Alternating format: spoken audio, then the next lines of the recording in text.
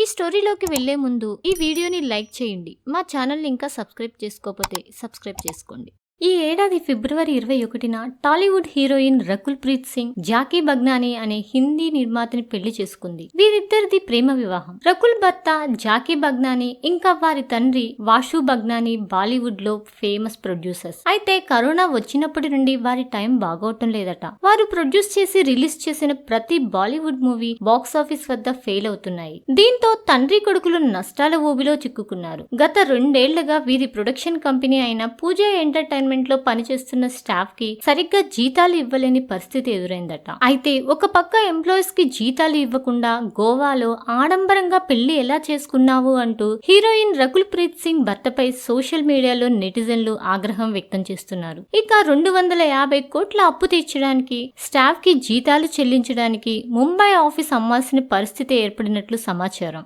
అంతర్గత సమాచారం మేరకు రకుల్ భర్త జాకీ బగ్నానీ నిర్మాతగా వ్యవహరించిన బడే మియా చోటే మియా మూవీ బాక్సాఫీస్ వద్ద ఘోరంగా ఫ్లాప్ అవ్వడంతో హీరో అక్షయ్ కుమార్ కి, హీరో టైగర్ ష్రాఫ్ కి మరియు మూవీలో పనిచేసిన స్టాఫ్ కి, టెక్నీషియన్లకు జీతం ఇవ్వలేని పరిస్థితి ఎదురైంది. దీంతో ఈ మూవీలో పనిచేసిన స్టాఫ్ సోషల్ మీడియా వేదికగా రకుల్ భర్తపై కంప్లైంట్లు ఇస్తున్నారు. ఇక తాజాగా ఈ పరిస్థితి నుండి బయటపడడానికి వీరికి చెందిన ముంబైలోని ఓ ప్రాపర్టీని అమ్మేసినట్టు తెలుస్తుంది. 80% స్టాఫ్ ని కూడా ఉద్యోగం నుండి తొలగించారట.